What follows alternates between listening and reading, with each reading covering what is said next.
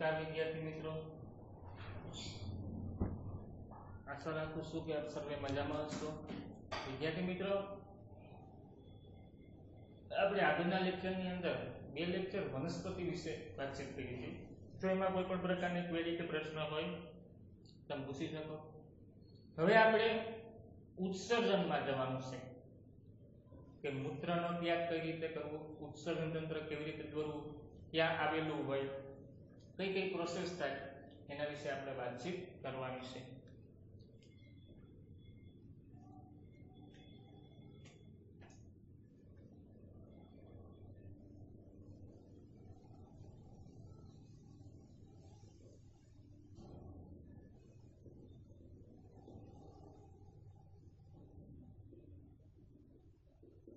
ખાસ સમજો ઉત્સર્જન એટલે શું, જેની આપણે બે વ્યાખ્યા જોવાની છે।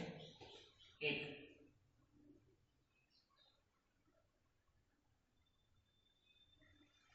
ઉત્સર્ગ દ્રવ્ય અને નંબર 2 ઉત્સર્જન। ખાસ ધ્યાન આપજો, એક ઉત્સર્ગ દ્રવ્ય, નંબર 2 ઉત્સર્જન। ઉત્સર્ગ દ્રવ્ય કોને કહેવાય? તો કે શરીરની અંદર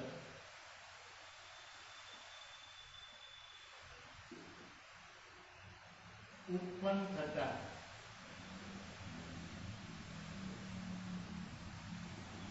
વધારાના દ્રવ્ય ઉત્સર્ગ દ્રવ્ય કહેવાય। શરીરની અંદર ઉત્પન્ન થતા વધારાના દ્રવ્યને શું કહેવાય? તો કે ઉત્સર્ગ દ્રવ્ય। ઉત્સર્જન કોને કહેવાય? તો કે ચયાપચયની ક્રિયા દરમિયાન ઉત્પન્ન થતા વધારાના નાઇટ્રોજન યુક્ત દ્રવ્યોને શરીરની બહાર નિકાલ કરવાની ક્રિયાને શું કહેવાય? તો કે ઉત્સર્જન। ખાસ યાદ રાખજો, આ બે વ્યાખ્યા ખૂબ જ અગત્યની છે। ઉત્સર્ગ દ્રવ્ય એટલે શું? તો કે શરીરની અંદર ઉત્પન્ન થતા વધારાના દ્રવ્યને શું કહેવાય? તો કે ઉત્સર્ગ દ્રવ્ય। અને એ ઉત્સર્ગ દ્રવ્ય ઉત્પન્ન થાય એને શરીરની બહાર નાઇટ્રોજન યુક્ત દ્રવ્યને બહાર નિકાલ કરવાની ક્રિયાને શું કહેવાય? તો કે ઉત્સર્જન તરીકે ઓળખવામાં આવે છે। આમ ઉત્સર્જનની ક્રિયા દરમિયાન જે વધારાના નાઇટ્રોજન યુક્ત અને જે હાનિકારક દ્રવ્ય છે એમનો શરીરની બહાર નિકાલ કરવામાં આવે છે। તો ખાસ દરેક વિદ્યાર્થી મિત્રનું ધ્યાન, મોટા ભાગના પ્રાણીઓ છે એ ઉત્સર્ગ દ્રવ્યનું નિર્માણ છે એ સપાટીથી પ્રસરણ દ્વારા કરે। સપાટી દ્વારા એટલે કે પ્રસરણ દ્વારા કરે। કોના દ્વારા કરે? પ્રસરણ દ્વારા। પણ આ કોની વાત થાય? તો કે એક કોષી સજીવની વાત થાય। હવે બહુકોષી સજીવની વાત કરું।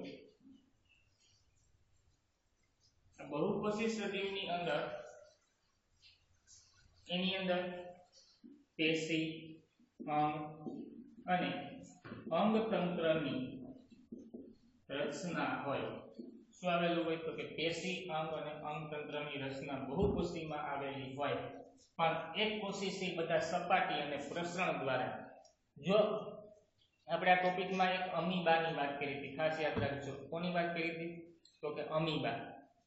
આ જે અમીબાની વાત કરેલી હતી, આ અમીબાની અંદર આ અમીબા છે, અમીબાની અંદર વધારાનો ખોરાક, વધારાના મૂત્ર આ બધું છે સપાટી તૂટી જાય અને ગમે ત્યાંથી વધારાનો ખોરાક છે બહાર નીકળતો હતો। તો પ્રસરણ શા માટે શબ્દ આવ્યો? તો કે અહીંયા સંકેન્દ્રણ વધી ગયો તો અહીંથી બહાર નિકાલ કરવો પડે, હા કે ના? યસ। હવે સપાટી એટલે શું? તો કે આ શરીરનું કોષરસ પટલ છે। આ કોષરસ પટલ છે ગમે ત્યાં દબાણ ઉત્પન્ન થાય ને, તો દબાણ ઉત્પન્ન થાય એ ગમે ત્યાંથી વધારાનો ખોરાક અથવા વધારાના જે ઉત્સર્ગ દ્રવ્ય હોય એમનો નિકાલ થતો હોય। તો ઉત્સર્જન એટલે શું? તો કે ઉત્સર્ગ દ્રવ્ય અને ઉત્સર્જનની બે વ્યાખ્યા તમારા નોટબુક ની અંદર લખી લેવી. ત્યારબાદ એકકોષી અને બહુકોષીના આ ટોપિક લખી લેવા. 2 ગુણનો પ્રશ્ન છે. કેટલા ગુણનો? 2 ગુણનો. હવે પછી આપણે મનુષ્યના ઉત્સર્જન તંત્ર વિશે વાત કરશું, પણ આ એટલી વસ્તુઓ ક્લિયર કરી લઈએ. ઉત્સર્ગ દ્રવ્ય એટલે શું? તો કે શરીરની અંદર ઉત્પન્ન થતા વધારાના દ્રવ્યને શું કહેવાય? તો કે ઉત્સર્ગ દ્રવ્ય કહેવાય. શરીરની અંદર ઉત્પન્ન થતા વધારાના દ્રવ્યને શું કહેવાય? તો કે ઉત્સર્ગ દ્રવ્ય. ઉત્સર્જન કોને કહેવાય? તો કે ચયાપચયની ક્રિયા દરમિયાન ઉત્પન્ન થતા વધારાના નાઇટ્રોજન યુક્ત દ્રવ્ય જેને શરીરની બહાર નિકાલ કરવાની ક્રિયાને શું કહેવાય? તો કે ઉત્સર્જન કહેવાય. શું કહેવાય? તો કે ઉત્સર્જન. જ્યારે એક કોષી સજીવ હોય, આ એક કોષી સજીવ છે એ સપાટી દ્વારા એટલે કે પ્રસરણ દ્વારા વધારાના દ્રવ્યનો નિકાલ કરે. એક કોષી સજીવ છે, બરાબર, એ સપાટી દ્વારા એટલે કે પ્રસરણ દ્વારા વધારાના દ્રવ્યનો શું કરે? તો કે નિકાલ કરે. જ્યારે બહુકોષી સજીવ છે એ પેશી અંગ ને અંગતંત્ર, બહુકોષી સજીવની અંદર મૂત્રપિંડ હોય, મળદ્વાર હોય, એની અંદર વધારાનો ખોરાક છે એનો ત્યાગ થઈ જાય, પણ એક કોષીમાં એવા કોઈ અંગતંત્રની રચના હોતી નથી.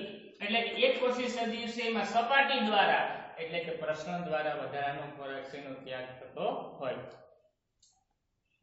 હાલો, હવે આપણે મનુષ્યના ઉત્સર્જન તંત્ર વિશે વાતચીત કરીએ.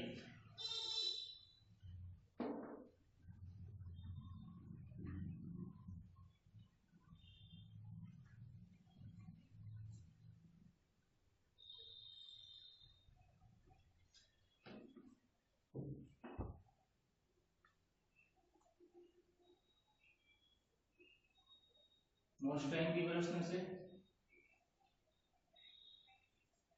મનુષ્યનું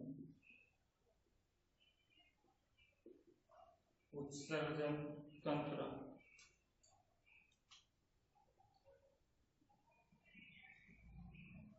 દરેક વિદ્યાર્થીએ આકૃતિ મારી સાથે દોરવાની છે.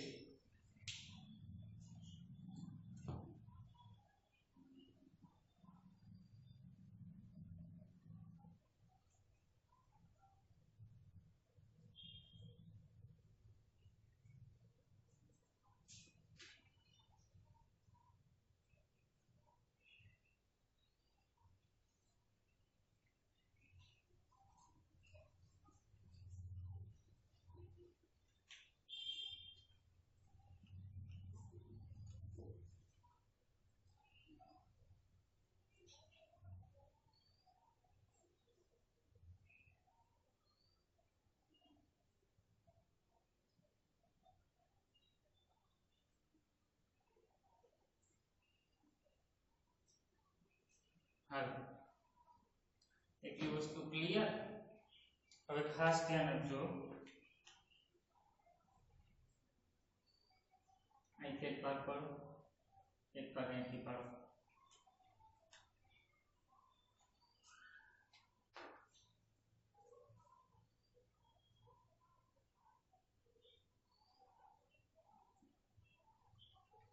એક ભાગ અહીંથી પાડો.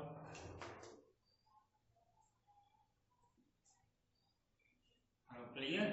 ઓકે. હવે અહીંયા બે મૂત્રપિંડ દોરવાના છે. હવે દોરજો મારી સાથે બધા. વ્યવસ્થિત આકાર આપજો.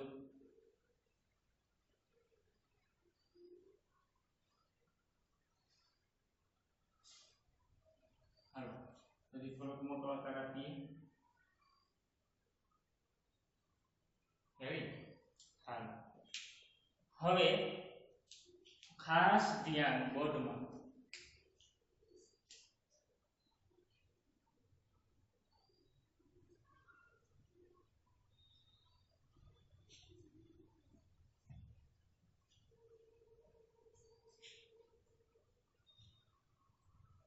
અહીંથી આવજો આ ભાગ.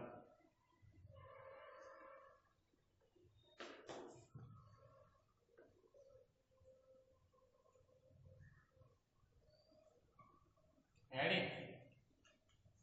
હવે આ ભાગ અહીંથી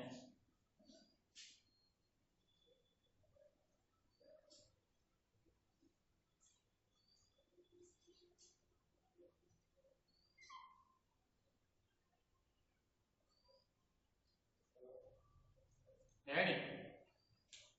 હવે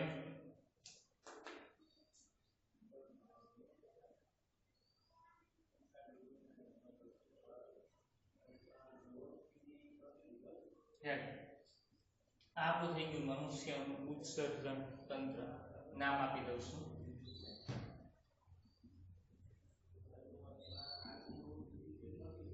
મૂત્રપિંડ, નામ પણ મૂત્રપિંડ, નામ મૂત્રવાહિની, નામ પણ મૂત્રવાહિની, આ ભાગનું નામ મૂત્રાશય અને મૂત્રમાર્ગ. હવે આ બધા નામ તમારા નોટબુકની અંદર આકૃતિ દોરી અને દરેક વિદ્યાર્થીઓએ ખાસ લખી લેવું. હવે આ ભાગ છે એને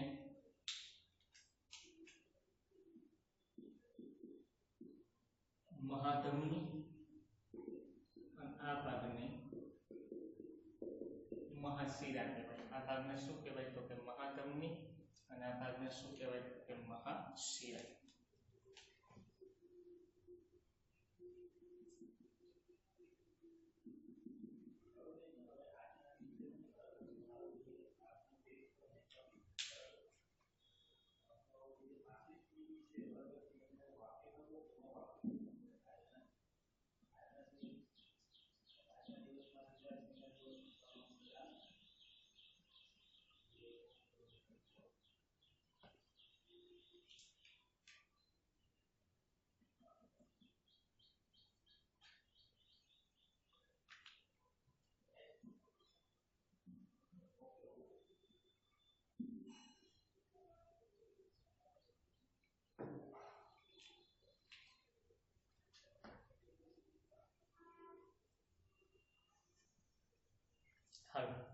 આ મનુષ્યના ઉત્સર્જન તંત્રની આકૃતિ દરેકને ક્લિયર? દરેકે દોરી લેવી, નામ નિશાન કરી લેવા. બરાબર. હવે આપણે મનુષ્યના ઉત્સર્જન તંત્રની શરૂઆત કરીએ. પણ એ શરૂઆત કરતા પહેલા એના કયા કયા ટોપિક છે એ ખાસ અગત્યના છે. બરાબર. કોનો કોનો સમાવેશ થઈ જોઈએ? 1 મૂત્રપિંડ, નંબર 2 મૂત્રવાહિની, નંબર 3 મૂત્રાશય અને 4 મૂત્રમાર્ગ. હાલો તો ખૂબ જ અગત્યના ટોપિક છે. મનુષ્યના ઉત્સર્જન તંત્રમાં કોનો કોનો સમાવેશ થાય? મૂત્રપિંડ, મૂત્રવાહિની, મૂત્રાશય અને મૂત્રમાર્ગનો સમાવેશ થાય. મનુષ્યની અંદર મૂત્રપિંડની વાત કરું છું. મનુષ્યમાં એક જોડ મૂત્રપિંડ,